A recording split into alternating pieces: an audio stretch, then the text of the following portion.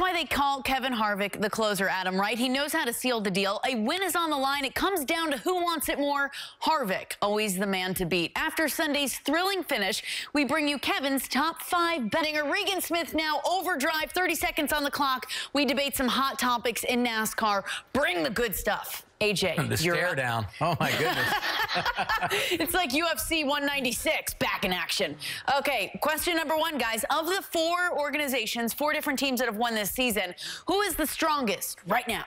I think it's Joe Gibbs. Putting question, 17 seconds for Regan, 13 for AJ, in case you're keeping score at home. You got to manage the clock. All right. Hey, here we go. Question number 2. It's all about the new Aero package. Brad Keselowski giving his opinion post-race in Phoenix. Brad, a little frustrated after Sunday's race, said we could take away a little more side force to go along with the low downforce. What about you guys? Do we need some changes to the package? And we're only, 3 races in here in 2016. Right.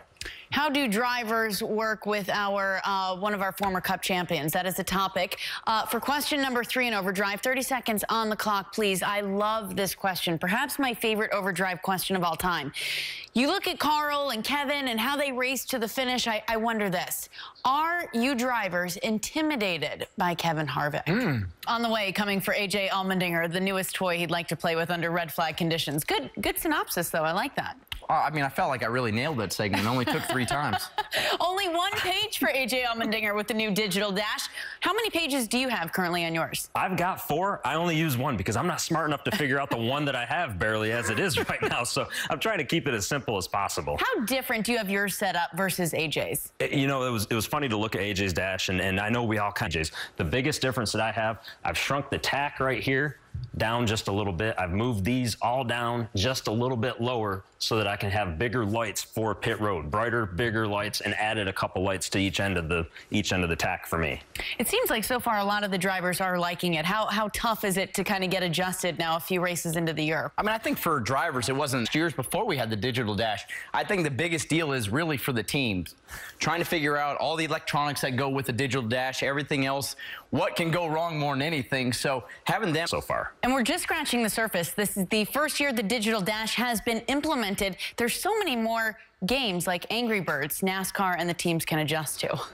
Here to talk about the rookie standings, and here's all 4 gentlemen going for Rookie of the Year. I think we all know, Wally, at this point, it's really Ryan Blaney and Chase Elliott going for the title. It's a great rookie class, but definitely these 2 guys have been standing out so far. And if you look at their numbers, it's awfully close. I mean, these guys have been delivering.